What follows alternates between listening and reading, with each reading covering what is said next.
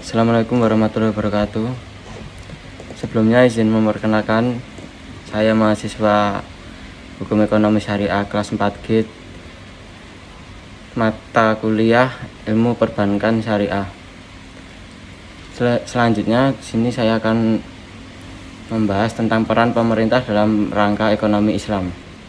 Peran pemerintah sangatlah luas dalam sistem ekonomi sosialis dan sangat terbatas dalam sistem ekonomi kapitalis murni, karena sistem kapitalis yang dikembangkan oleh Adam Smith yang menyatakan teori bahwa pemerintah hanya memiliki 3 fungsi, yaitu yang pertama itu fungsi pemerintah untuk menjaga keamanan dalam negeri dan pertahanan. Selanjutnya yang kedua, fungsi pemerintah untuk menyelenggarakan keadilan. Yang terakhir, yang ketiga, fungsi pemerintah untuk menyediakan barang-barang yang tidak disediakan oleh sektor swasta seperti jalan dan bendungan. Selanjutnya, dalam ekonomi modern, peran pemerintah dapat diklasifikasikan dalam 3 kelompok, yaitu yang pertama peranan alokasi, yang kedua peranan distribusi, yang ketiga peranan stabilisasi. Selanjutnya, tujuan dan prinsip dasar terkait fungsi ekonomi pemerintah dalam Islam. Menurut M. Umar Capra, sebagaimana dikutip oleh Neni Sri Imaniyati, prinsip ekonomi Islam yakni ada 3, yaitu yang pertama prinsip tauhid atau keimanan, yang kedua prinsip perwakilan atau khilafah, yang ketiga prinsip al-falah. Selanjutnya penjelasannya. Penjelasan tentang prinsip tauhid yaitu dalam ekonomi Islam sangat esensial, sebab prinsip ini mengajarkan kepada manusia agar dalam hubungan kemanusiaan atau hubungan horizontal sama pentingnya dengan hubungan dengan Allah, hubungan vertikal. Dalam arti manusia dalam melakukan aktivitas ekonominya didasarkan pada keadilan sosial yang bersumber pada Al-Quran. Selanjutnya penjelasan prinsip khilafah. Manusia adalah khalifah atau wakil Tuhan di muka bumi. Manusia telah dibekali dengan semua karakteristik mental dan spiritual serta materi untuk memungkinkan hidup dan mengembang misinya secara efektif. Selanjutnya penjelasan prinsip al-falah. Al-falah adalah konsep tentang sukses dalam Islam. Dalam konsep ini apapun jenisnya keberhasilan yang dicapai selama di dunia akan memberikan kontribusi untuk keberhasilan di akhirat kelak, selama dalam keberhasilan ini dicapai dengan petunjuk Allah.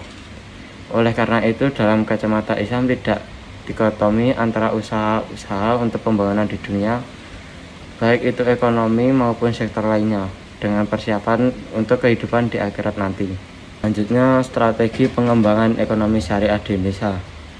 Yang pertama, penguatan dalam meningkatkan kesadaran, baik itu kesadaran publik terkait literasi ekonomi syariah atau kesadaran publik tentang peningkatan dan pemberdayaan sumber daya manusia, baik secara kualitas maupun kuantitas. Penguatan kapasitas riset dan pengembangan R&D. Yang kedua, penguatan usaha ekonomi mikro, ekonomi menengah dan makro. Dengan memperkuat sektor UMKM ini berarti secara langsung memperkuat sektor industri sehingga bisa mewujudkan pemerataan dan kesejahteraan masyarakat umat, dan juga melahirkan kemandirian ekonomi negara. Strategi ini mencoba melakukan edukasi serta penguatan literasi syariah pada publik dan UMKM.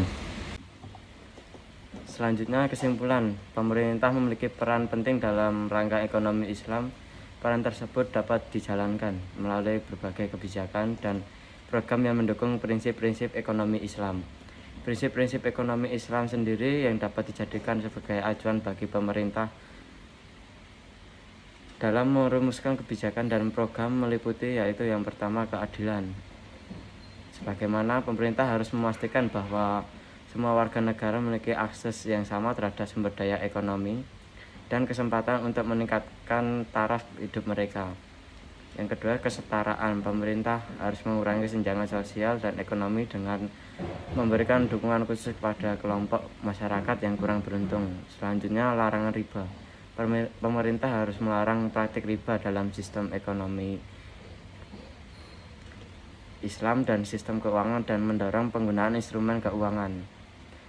Yang terakhir, larangan gehar atau ketidakjelasan. Pemerintah harus mengatur dan mengawasi kegiatan ekonomi guna untuk menerapkan prinsip Islam. Sekian, terima kasih. Wassalamualaikum warahmatullahi wabarakatuh.